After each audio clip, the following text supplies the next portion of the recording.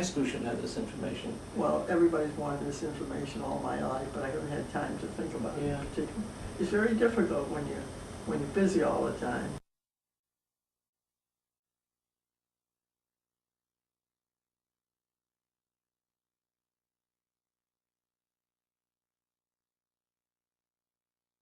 What branch of the service did you join and why? Well, I joined the Army Nurse Corps. Why? Well, I had graduated from Massachusetts General as a nurse. I graduated a year before Pearl Harbor. And it was natural. I came from a family that was very much involved with the American Legion and with all.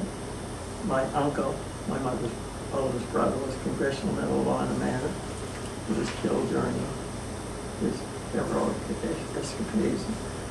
I thought about it, and so I joined the Army Nurse Corps. I thought I was only signing up for a year. And I went to Fort Bragg, and I worked as an operating room nurse. And then I was ending my time, and I was on the train going back home to Boston. As far as Washington, D.C., we got word Pearl Harbor Sunday morning. So I turned around, went back to Fort Bragg. I was in the Army 5.5 years, a year at Fort Bragg, and then three and a half years in the Pacific, and Walter, and I was there as assistant chief nurse. And then I got orders to go to the Surgeon General's office, and I covered many of the things in nursing. I was writing the history of the Army nurse in the Pacific, and there was another woman who would come down on weekends, and she was writing the European history of nursing, but she was not a nurse, but she was an editor of RN magazine. And we got to know each other, so and when I decided I wanted to get out of the Army and go into back to be a civilian, she hired me as an associate editor here in New Jersey. The RN magazine is still published here in New Jersey, and it's so I was an editor. She left after 2 years, and 1 year I think it was, and then I became the editor for 13 years. Let me bring you back to the service. You spent, I believe, 2 or 3 years in the Philippines? 3.5. 3.5 years in the Philippines. Yeah, well, not in the Philippines, in the Pacific, in the Southwest Pacific. We landed in Australia, in Melbourne, and we worked our way up from Melbourne to Brisbane, to Townsville, to Rockhampton, and then into Netherlands, East Indies, the first place we went to. And then from there, when it came time to back with Gotha, I flew in by myself, that I'll never forget, into Leyte. And no, first we went to Leyte. I was with a MASH unit, I forgot to tell you that. But we worked our way through, we did set up hospitals all through Australia. We were up in near Darwin, and the MASH unit we set up in 3 units. There'd be the forward unit, the interim unit, and that last unit, so that we set up 3 different hospitals. We helped take care of Australian patients when they came back from Tobruk. We were up near Darwin, in Mount Isa, and Mount Curry, and it's the whole outback. It was rugged. It was a real rugged life, but it was an interesting life, and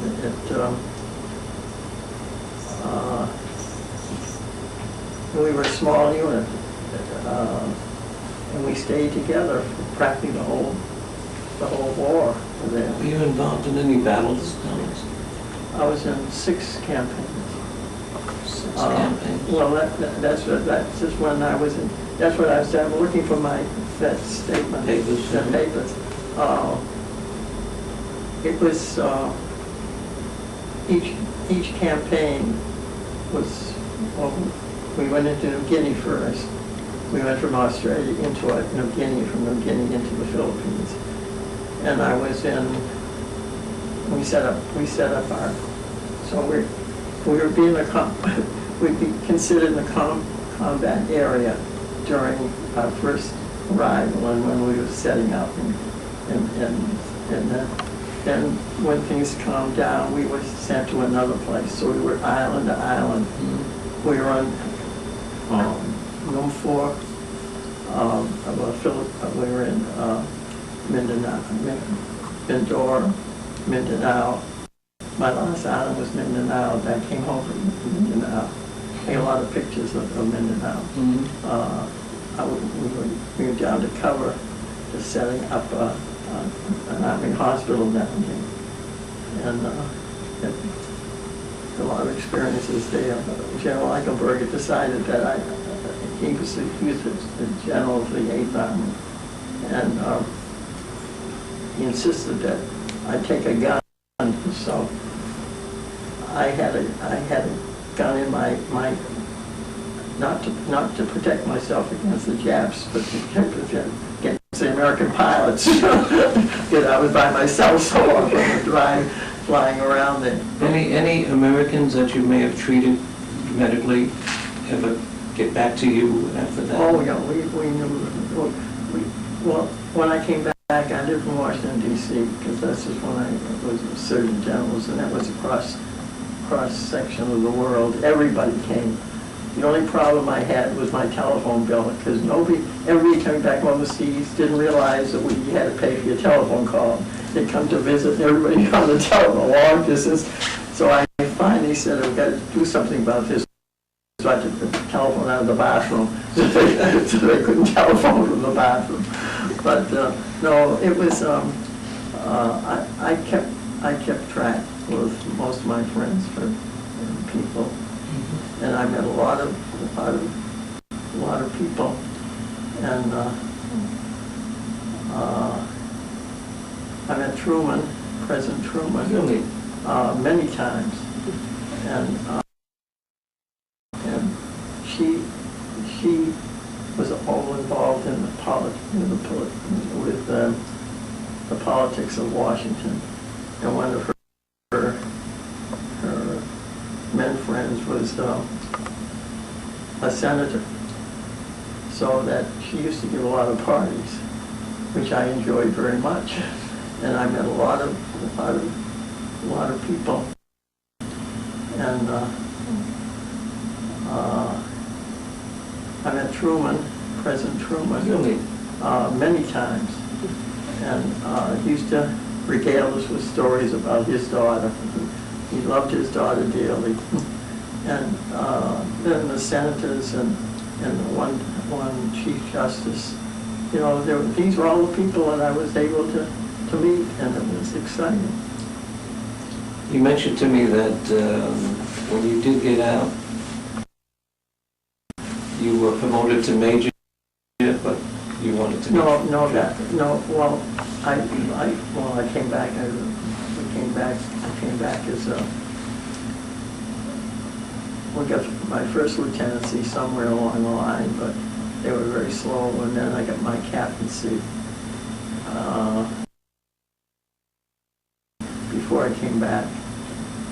And then when I was just about to get out, they promoted me to major, but I came out of from Boston, and Massachusetts was giving a $600 bonus to returning officers, but you had to be below field grade officers. weren't in that, and that was a major. He was a field grade officer, so I said to my chief of army nurse, I said, hey, get me out of this. Get that major. It's cost me $600, so I said, I'll stay as my captain, so that's my permanent rank. But I needed the money more than I needed the honors. But they were,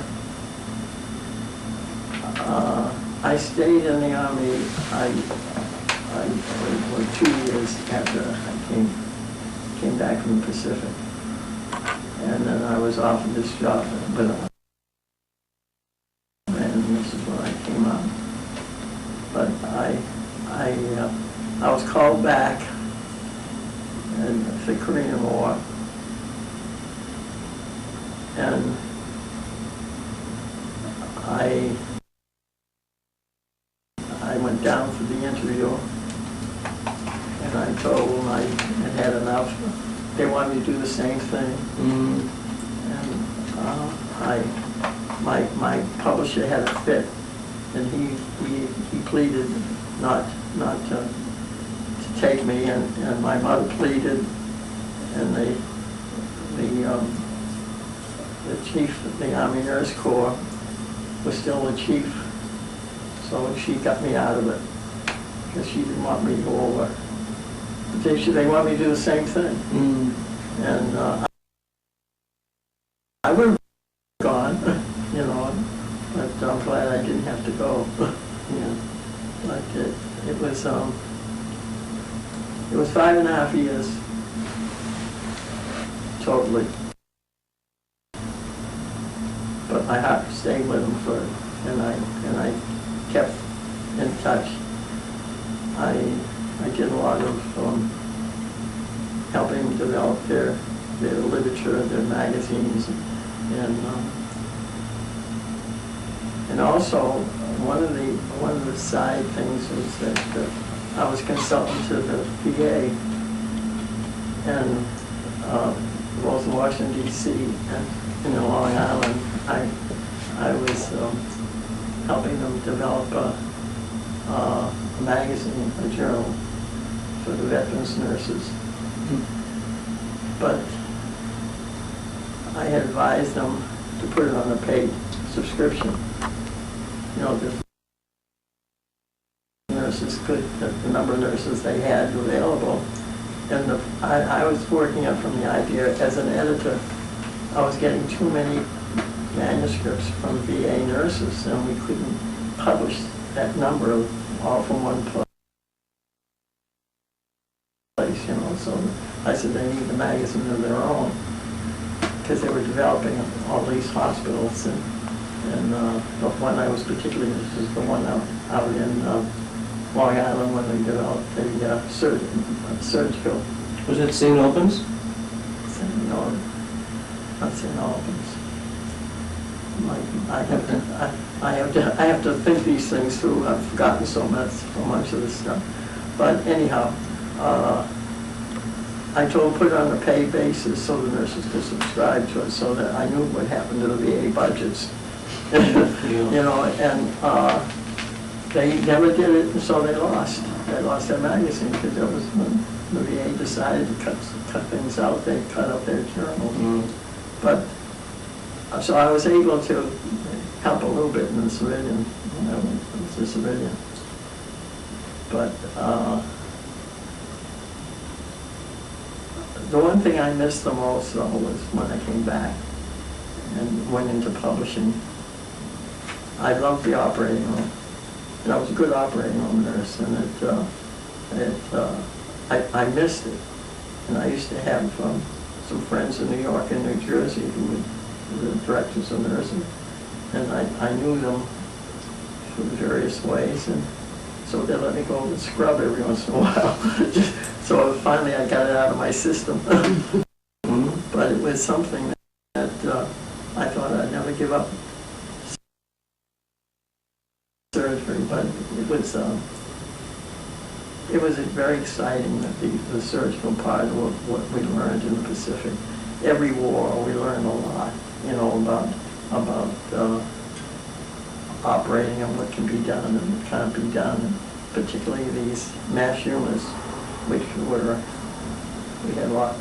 I think the biggest thing that I remember most, and I have his letters in the boy I'm going to tell you about, I had well, I mentioned first the medics. The medics were very important, and they were better than most nurses.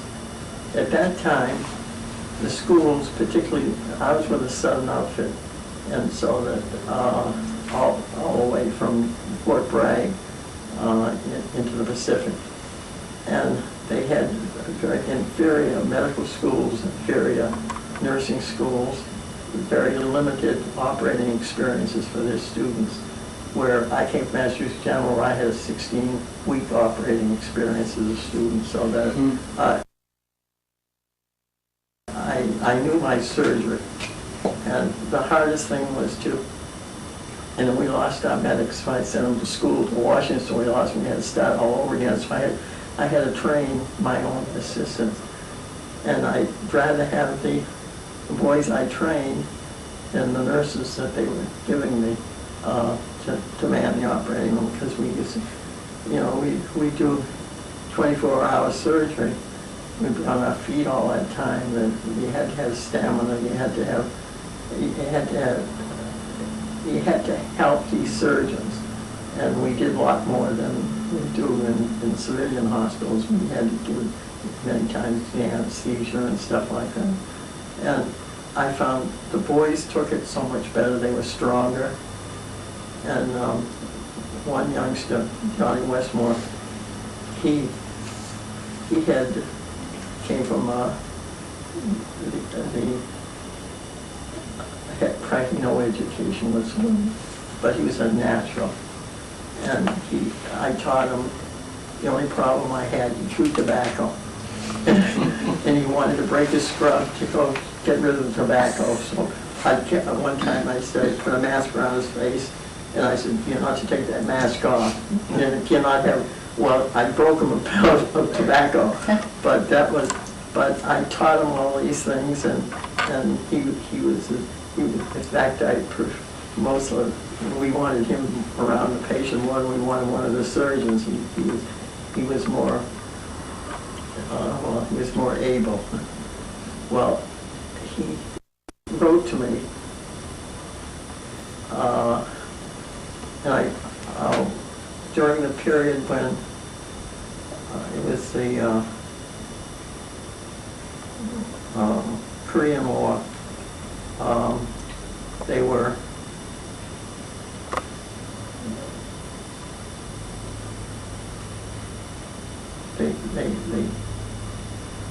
I'm trying to figure out what happened. I don't remember what happened, but anyhow, he was. They set up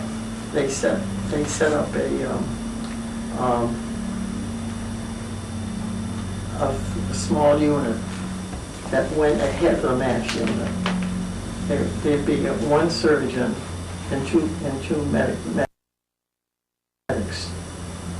that were in the combat area. Mm-hmm.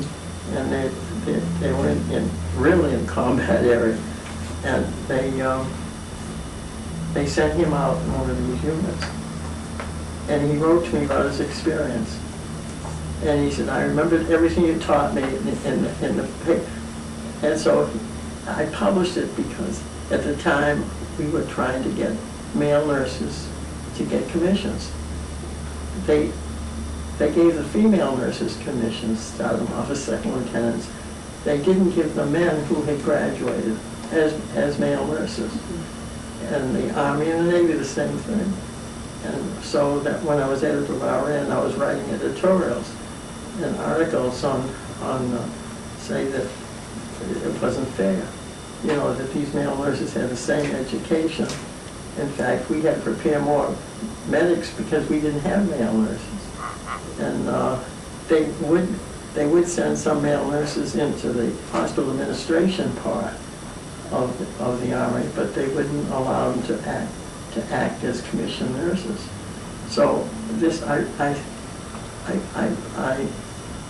published Johnny's letter to, and that tipped the scales. We got male nurses commissioned because we sent it to Washington, and I said, and as a kid who was uneducated, he was so dedicated. And he went on to medical school afterwards, which I was so happy. It took him years to get there because he has practically started to get his high school diploma first. But he was my pride and joy. But there were so many experiences.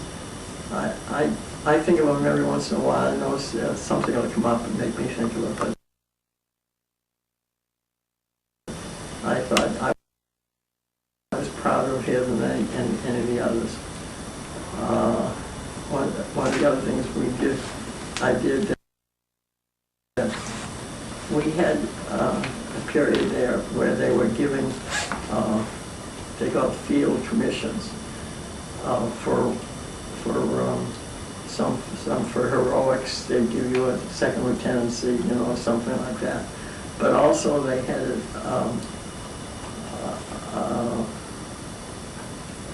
they would have you have the medical corpsman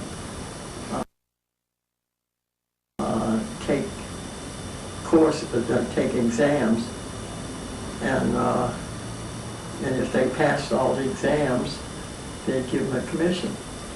They would take male nurses and give them a commission, but they were giving medical corpsmen a commission. This is the way the Army worked. But I had two in my operating room that I wanted them to take the exams, and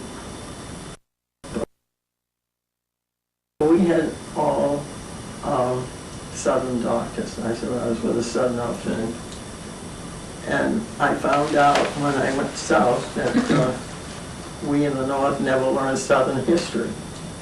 And these doctors were very much into their Southern history. This started at Fort Bragg, named after a Southern general. So I decided that each of these doctors had their favorites. And I said to the two guys that I wanted to apply, I said, now look, I'll grill you as hard as I can, but I'm not going to talk anything about surgery. I'm going to talk about the history of the South, the Civil War. So I taught them all I knew about the Southern history and get books from, stuff like that. I said, because these two guys, these two doctors, have a favorite that they want to get in, and I want you guys to have a chance. And unless you know Southern history, you're not going to have a chance. They both got passed. And the doctor said, what did you teach them? But this was we were still fighting a war in the Southern. It was very obvious that they were.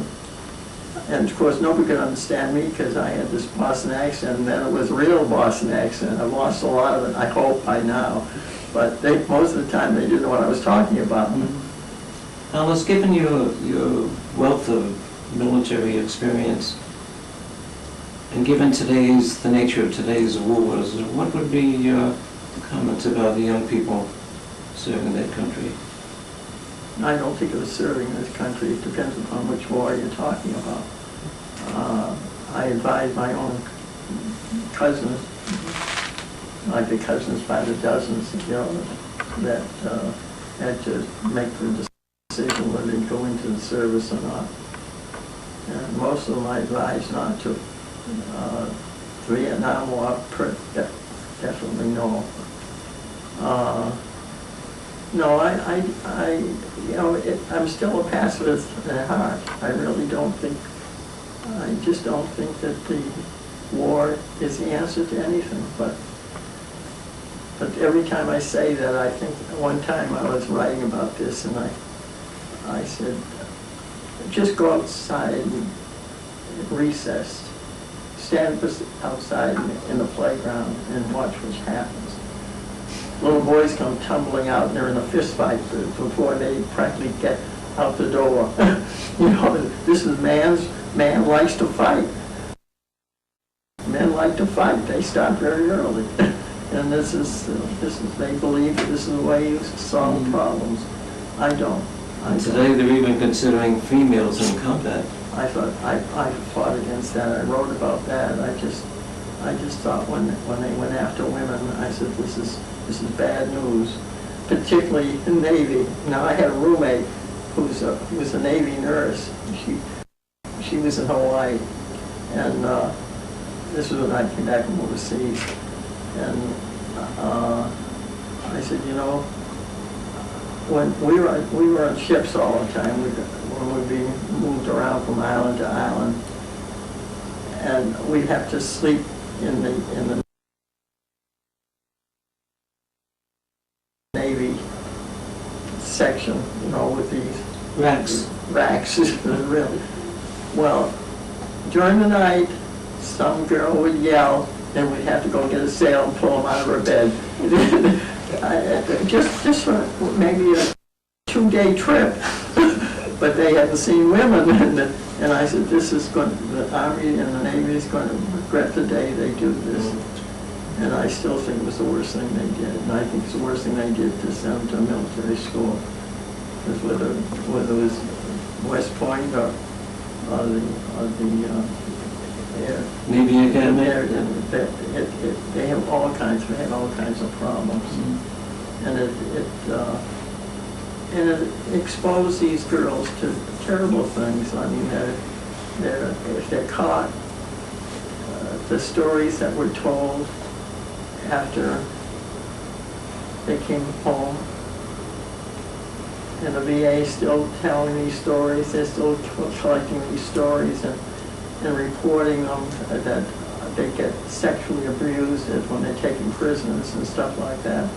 And they didn't abuse the men that way, but they abused the women. And said it's no place for a woman. Now, we were non-combatants in nursing. And also when the WACs came over, there was a different attitude toward the women that came over as WACs. And that was at the end of the war, when the WACs came over. And they were in various capacities. You know about the WACs. Yes. And do you know what I'm talking about? The WACs? Yeah, sure. Yes. Well, they were very valuable because they released men for combat duty. You know, they did secretarial work. They even ran the transportation. They were mechanics. They had all different types of jobs, but they weren't treated well. They were not respected. And the nurses were lucky because men respected the nurses, and they still do. I'll never forget when I was taking the VA bus over to East Orange for physical. When I first started, I was going to, it was for, I had to, when was this, about 6-7 years ago, when New Jersey was trying to build up. They were trying to get veterans to join the VA, and so I joined, and so I had to go for my physical. And I was on this bus, and there was a bunch of guys going over to there, and they looked at me, and they said, what are you doing? And I said, I'm going to have my physical. You have your physical? Well, for what? I said, well, I'm a veteran. You're a veteran. What did you do in the war? I said, I was not here. Well, from then on, from the whole trip, they were telling the stories how wonderful nurses had been to them. You know, that there's a different relationship with nurses than the WACs or something like that. You know, and it's obvious that it's not for women, and I cannot understand why they ever could pass, why they continue it, because they're having more and more problems. The Korean War, they had terrible problems with having women in the, particularly when they had such bad experiences when they had to retreat, you know, from the parallel, whatever number it is. But No, I've never been convinced that war is for women. And it's, Well, I know you weren't in combat, thank goodness, you were back from it, but did you receive any decorations, medals, commendations? I got a lot of medals, but, you know, the usual medals that they give for year in, I don't know where my medals are, except the one you gave me recently. No, we had medals, but not, actually, I refused one medal because General Eichenberger wanted to give me a medal. And I refused it because all my outfit knew how close I was with the general staff and stuff like that, and I said no. I didn't want it to change the atmosphere that I was living in. But it was, I have his book that he wrote after he got out of service, after he went home, and he had a lot of respect for the Army nurses. You just mentioned to Karen, we as veterans coming home receive little or no attention. That's why our American Legion post in Hillsdale we did recently to Alice, an American Legion Grateful Appreciation Medal. And it reads in service to God and country, to let them know how much we respected their military service. Yeah, well, it was,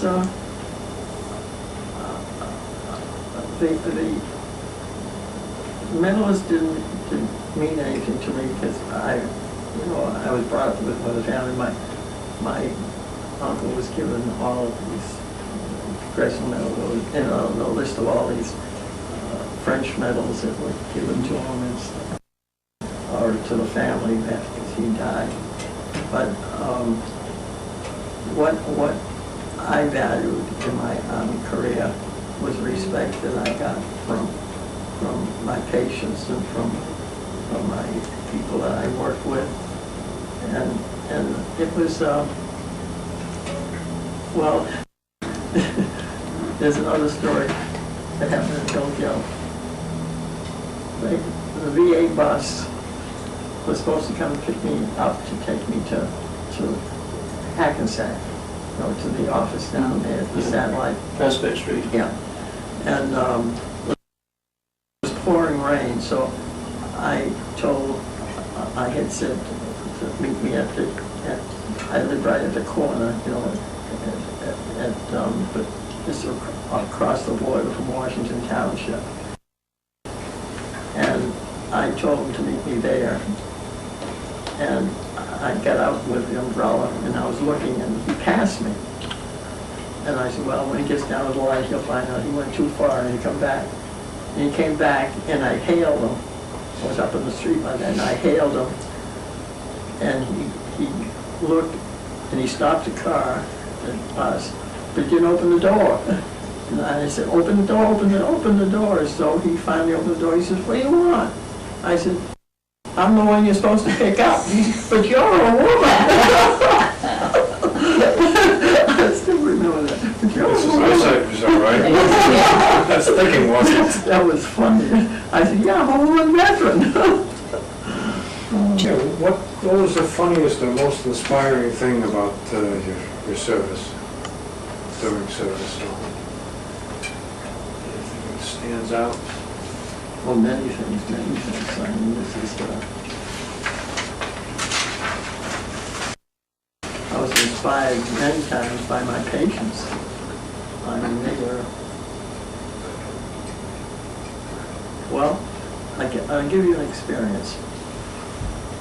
I've been in the operating room, and I decided I wanted to come out for at least a month. I needed it. I was getting very, very fatigued. So I went on duty in the surgical ward, the Kent Hospital. And I was sitting beside one of the patients. we just rigged him up with all these things that would, he had his legs shot and stuff like that. He was pretty bad, and I was sitting talking to him.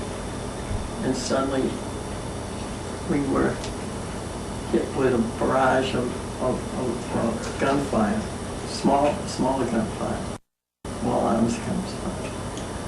And everybody hit the deck, and his helmet, you know how you washed out of your helmet, you lived out of that helmet, was hanging on the bed and upside down, so it was open.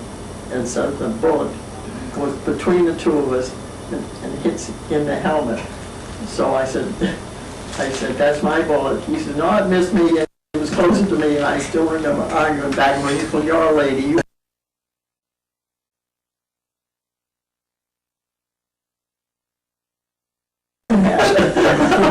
but what I know what made me think of that, but that was a funny thing. But we were both shaken by that.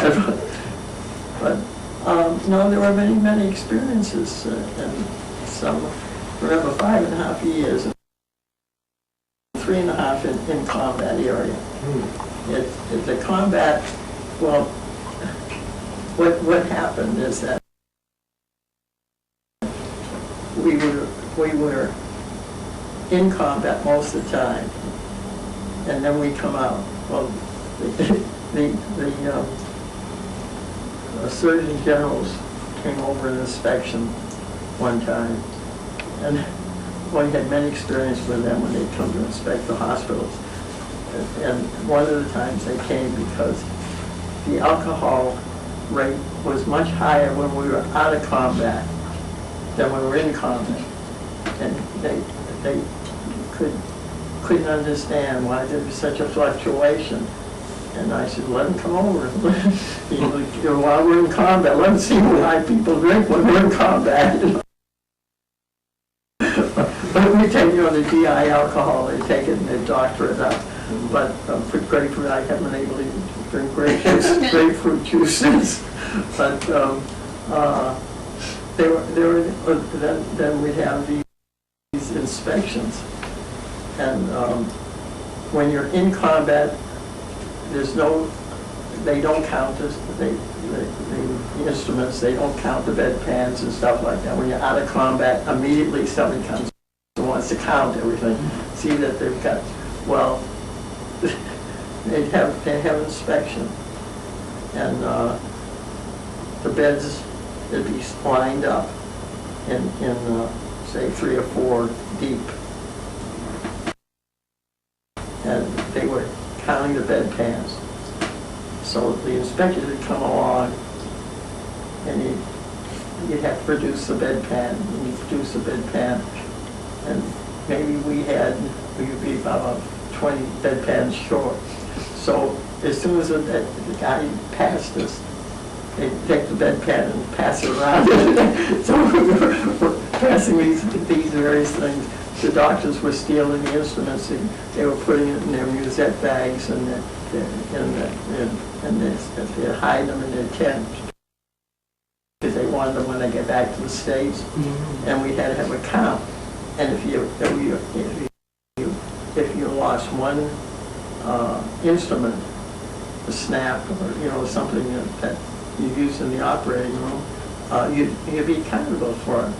So we used to have to run over to the surgeons' rooms, to the tents, and empty out all of their instruments, bring them back to the operating room so we could have a count.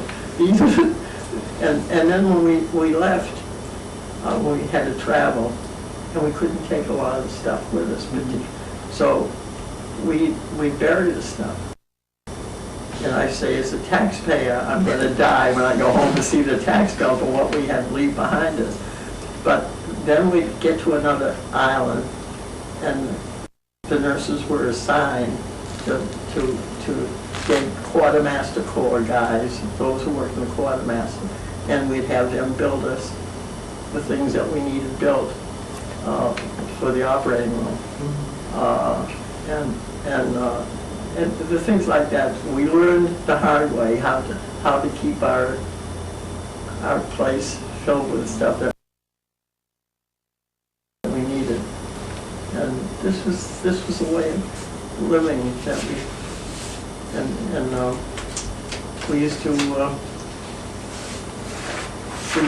date what we call the fly boys, young men who were pilots, because they could get off the island, they could go up to Guam, and then bring back milk, and then get it cold up in the air and bring it down, and have cold milk, because everybody was dying for milk after a certain length of time, you know, the things that, and I was always getting gifts of puppies and kittens and stuff to bring back in, and I got pictures.